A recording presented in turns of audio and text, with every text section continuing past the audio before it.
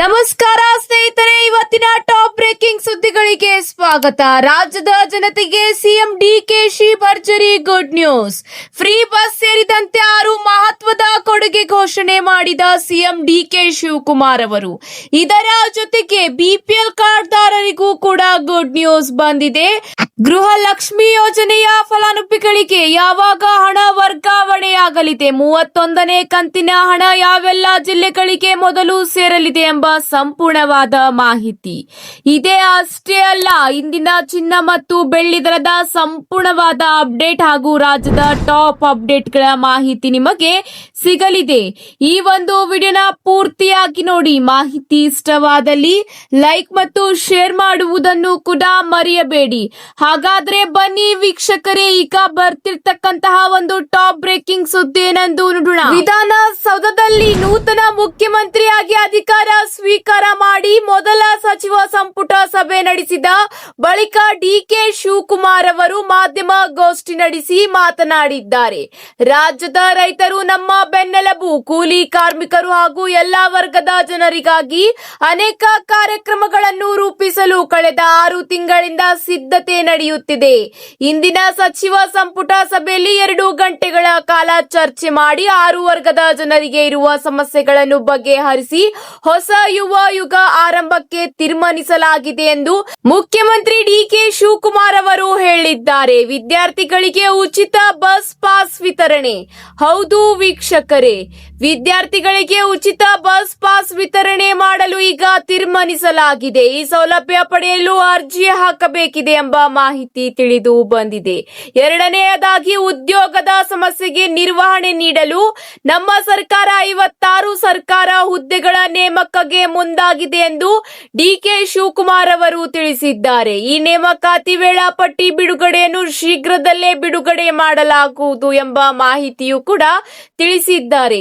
3ನೇ ಗ್ಯಾರಂಟಿ ಏನೆಂದರೆ 10,000 ಭಾರತ ಜೋಡೋ ಯುವಕರ ಸಂಘ ರಚಿಸಲು ತೀರ್ಮಾನ ಮಾಡಲಾಗಿದೆ. ಹಾಗೂ 4ನೇ ಗ್ಯಾರಂಟಿ ಏನೆಂದರೆ ಮನೆ ಕಟ್ಟುವವರಿಗೆ ಓಸಿ ಹಾಗೂ ಸಿಸಿ ನೀಡುವ ವಿಚಾರ. ಈ ಸಮಸ್ಯೆ ಬಗೆಹರಿಸಲು ಚರ್ಚೆ ಮಾಡಿ 2,500 ಅಡಿಯವರೆಗೆ 20% ಹೆಚ್ಚು ಕಮ್ಮಿ ಇದ್ದರೂ ಒನ್ ಟೈಮ್ ಕಳೆದ ತಿಂಗಳು 31ರವರೆಗೆ ಅರ್ಜಿ ಹಾಕಿ ಮನೆ ಕಟ್ಟುವವರಿಗೆ ಅವಕಾಶ ನೀಡಲು ಈಗ ತೀರ್ಮಾನಿಸಲಾಗಿದೆ. 5ನೇ ಗ್ಯಾರಂಟಿಯಾಗಿ ವಿ ಖಾತಾಯಿಂದ ಎ ಖಾತಾ ಪರಿವರ್ತನೆಯನ್ನು ಬೆಂಗಳೂರು ಮಾತ್ರವಲ್ಲದೆ ಇಡೀ ರಾಜ್ಯಕ್ಕೆ ವಿಸ್ತರಿಸಲು ಈಗ ತೀರ್ಮಾನ ಮಾಡಲಾಗಿದೆ. ಹಾಗೂ 6ನೇ ಗ್ಯಾರಂಟಿ ಏನೆಂದರೆ ಜನರ ಆಸ್ತಿಗೆ ಸರಿಯಾದ ದಾಖಲೆ ಮಾಡಿಕೊಡಲು ಮುಂದಾಗಿದ್ದೇವೆ ಎಂದು ಈಗ ಡಿಕೆ ಶಿವಕುಮಾರ್ ಅವರು ತಿಳಿಸಿದ್ದಾರೆ.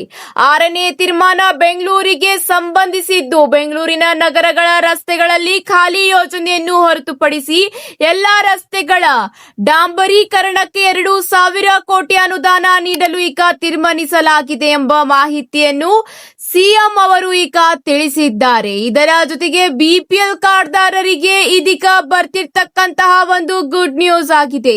ಈಗ ಅನ್ನಭಾಗ್ಯ ಯೋಜನೆಯ ಅಡಿಯಲ್ಲಿ ಬಿಪಿಎಲ್ ರೇಷನ್ ಕಾರ್ಡ್ ಹೊಂದಿರುವ ಕುಟುಂಬಗಳು ಪ್ರತಿ ಸದಸ್ಯರಿಗೆ ಅನುಗುಣವಾಗಿ ತಲಾ 10 ಕೆಜಿ ಅಕ್ಕಿ ನೀಡಲಾಗುತ್ತಿದೆ.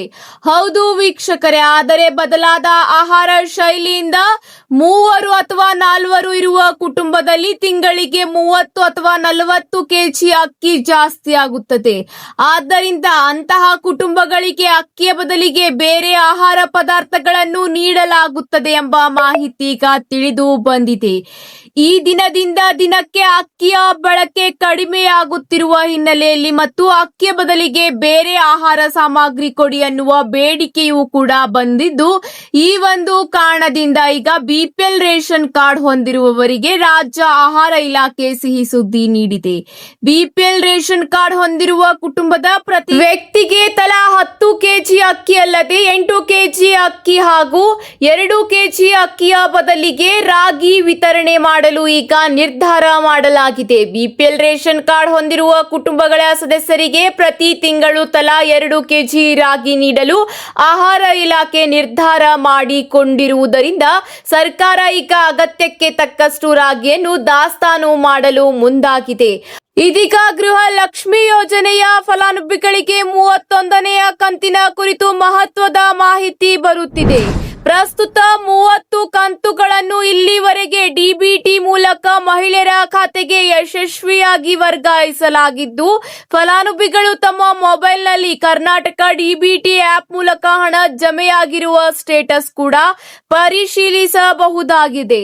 ಹೌದು ವೀಕ್ಷಕರೇ, ಗೃಹಲಕ್ಷ್ಮಿ ಯೋಜನೆಯ ಅಡಿಯಲ್ಲಿ ಈಗ ಎಲ್ಲಾ ಮಹಿಳೆಯರು ನಿಮ್ಮ ಹತ್ತಿರದ ಬೆಂಗಳೂರು 1, ಕರ್ನಾಟಕ 1 ಅಥವಾ ಗ್ರಾಮ 1 ಕೇಂದ್ರಗಳಿಗೆ ಭೇಟಿ ನೀಡಿ ಒಂದು ಬಾರಿ ತಮ್ಮ ಬೆರಳಚ್ಚಿನ ಗುರುತು ನೀಡಿ ಲೈವ್ ಸ್ಟೇಟಸ್ ಖಚಿತಪಡಿಸಿಕೊಳ್ಳಬೇಕಾಗುತ್ತದೆ.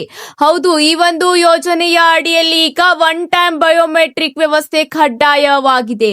ಬಯೋಮೆಟ್ರಿಕ್ ನೀಡದ ಅಥವಾ ಇಲಾಖೆಯ ಪರಿಶೀಲನೆಗೆ ಸಿಗದ ನಕಲಿ ಖಾತೆಗಳನ್ನು ತಕ್ಷಣವೇ ಫಲಾನುಭವಿಗಳ ಪಟ್ಟಿಯಿಂದ ಅಮಾನತುಗೊಳಿಸಲಾಗುವುದು ಎಂದು ಇಲಾಖೆ ಈಗ ಕಟ್ಟುನಿಟ್ಟಿನ ಸೂಚನೆ ನೀಡಿದೆ. ಮೃತರ ಕುಟುಂಬದಲ್ಲಿ ಮತ್ತೊಬ್ಬ ಅರ್ಹ ಮಹಿಳೆ ಇದ್ದಲ್ಲಿ ನಿಯಮಾನುಸಾರ ಅವರ ಹೆಸರಿಗೆ ಯೋಜನೆಯನ್ನು ವರ್ಗಾಯಿಸಿಕೊಳ್ಳಲು ಮುಕ್ತ ಅವಕಾಶ ಕೂಡ ಈಗ ಕಲ್ಪಿಸಲಾಗುತ್ತಿದೆ.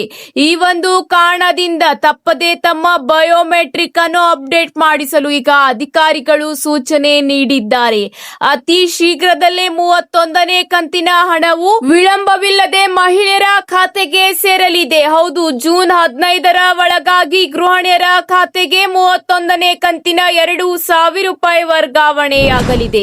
ಮೊದಲನೆಯ ಹಂತದಲ್ಲಿ ಹಾಸನ, ಬೆಳಗಾವಿ, ವಿಜಯಪುರ, ಕೊಪ್ಪಳ, ಧಾರವಾಡ ಜಿಲ್ಲೆಯ ಮಹಿಳೆಯರ ಖಾತೆಗೆ ಹಣ ವರ್ಗಾವಣೆಯಾಗಲಿದೆ ಎಂಬ ಮಾಹಿತಿ ತಿಳಿದು ಬಂದಿದೆ. ಇದರ ಜೊತೆಗೆ ನಿಮ್ಮ ಖಾತೆಗೆ ಮೇ ತಿಂಗಳ ಅಂದರೆ 30ನೇ ಕಂತಿನ ಹಣ ವರ್ಗಾವಣೆಯಾಗದಿದ್ದರೆ ಟೆನ್ಷನ್ ತಗೊಳ್ಳುವ ಅಗತ್ಯವಿಲ್ಲ.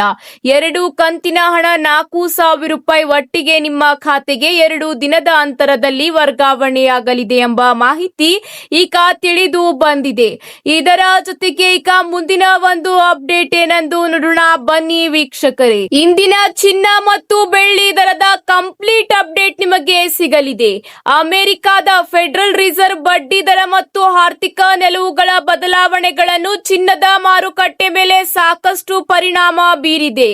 ಆದ್ದರಿಂದ ಭಾರತದಲ್ಲಿ ಇಂದು ಚಿನ್ನದ ದರದಲ್ಲಿ ಅಲ್ಪ ಇಳಿಕೆ ಕಂಡು ಬಂದಿದೆ. ಅದೇ ರೀತಿಯಲ್ಲಿ ಅಂತಾರಾಷ್ಟ್ರೀಯ ಷೇರು ಮಾರುಕಟ್ಟೆಗಳು ಚೇತರಿಕೆ ಕಂಡಾಗ ಮತ್ತು ಡಾಲರ್ ಮೌಲ್ಯ ಬಲಗೊಂಡಾಗ ಹೂಡಿಕೆದಾರರು ಚಿನ್ನದ ಬದಲು ಷೇರುಗಳತ್ತ ಆಕರ್ಷಿತರಾಗುತ್ತಿದ್ದಾರೆ. ಇದರಿಂದ ಚಿನ್ನದ ಬೆಲೆ ಕುಸಿತ ಕಾಣುತ್ತಿದೆ ಎಂದು ಮಾರುಕಟ್ಟೆಯ ತಜ್ಞರು ತಿಳಿಸುತ್ತಿದ್ದಾರೆ.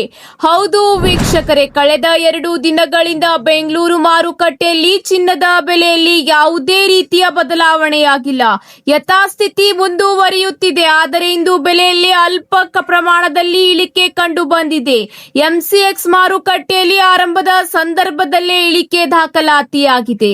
ಹೌದು ಸ್ನೇಹಿತರೆ, ಹಾಗೂ ಅಂತಾರಾಷ್ಟ್ರೀಯ ಮಟ್ಟದಲ್ಲಿ ಕಚ್ಚಾ ತೈಲದ ಬೆಲೆ ಏರಿಕೆಯಾದಾಗ ಹೂಡಿಕೆದಾರರು ಒಲವು ಆ ಕಡೆ ಹೆಚ್ಚಾಗುತ್ತಿರುವ ಹಿನ್ನೆಲೆಯಲ್ಲಿ ಚಿನ್ನದ ಬೆಲೆಯಲ್ಲಿ ಇಳಿಕೆ ಕಂಡು ಬಂದಿದೆ. ಕಳೆದ 2 ದಿನಗಳಿಂದ ಬೆಂಗಳೂರು ಮಾರುಕಟ್ಟೆಯಲ್ಲಿ ಚಿನ್ನದ ಬೆಲೆಯಲ್ಲಿ ಯಾವುದೇ ರೀತಿಯ ಬದಲಾವಣೆಯಾಗಿರಲಿಲ್ಲ. ಯಥಾಸ್ಥಿತಿ ಮುಂದುವರೆದಿತ್ತು. ಆದರೆ ಇಂದು ಬೆಲೆಯಲ್ಲಿ ಸ್ವಲ್ಪ ಪ್ರಮಾಣದ ಇಳಿಕೆ ಕಂಡು ಬಂದಿದೆ. ಎಂಸಿಎಕ್ಸ್ ಮಾರುಕಟ್ಟೆಯಲ್ಲಿ ಆರಂಭದ ಸಂದರ್ಭದಲ್ಲೇ ಇಳಿಕೆ ದಾಖಲಾತಿಯಾಗಿದೆ. ಹಾಗಾದ್ರೆ ಇಂದು 24 ಕ್ಯಾರೆಟ್ ಚಿನ್ನದ ಬೆಲೆ, 22 ಕ್ಯಾರೆಟ್ ಚಿನ್ನದ ಬೆಲೆ ಎಷ್ಟಿದೆ ಎಂಬ ಸಂಪೂರ್ಣವಾದ ಮಾಹಿತಿ ನೋಡೋಣ ಬನ್ನಿ ವೀಕ್ಷಕರೇ. ಹೌದು, ಇದೇ ರೀತಿ 22 ಕ್ಯಾರೆಟ್ ಚಿನ್ನದ ಬೆಲೆ ಪ್ರತಿ ಗ್ರಾಮ್ಗೆ ಈಗ 10 ರೂಪಾಯಿ ಇಳಿಕೆಯಾಗಿದ್ದು 14,310 ರೂಪಾಯಿಗೆ ದಾಖಲಾತಿಯಾಗಿದೆ.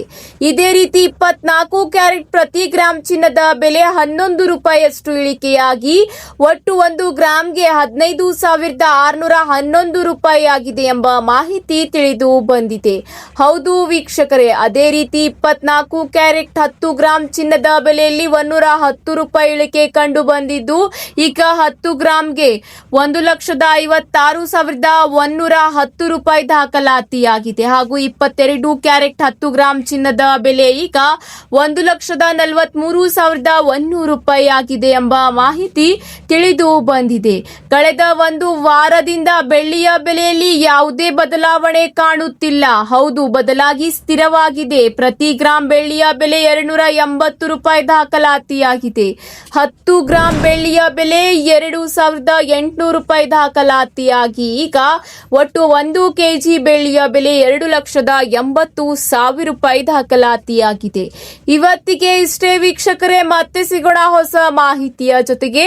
ಈ ಒಂದು ಮಾಹಿತಿ ನಿಮಗೆ ಇಷ್ಟವಾದಲ್ಲಿ ಲೈಕ್ ಮತ್ತು ಶೇರ್ ಮಾಡುವುದನ್ನು ಕೂಡ ಮರೆಯಬೇಡಿ. ಧನ್ಯವಾದಗಳು.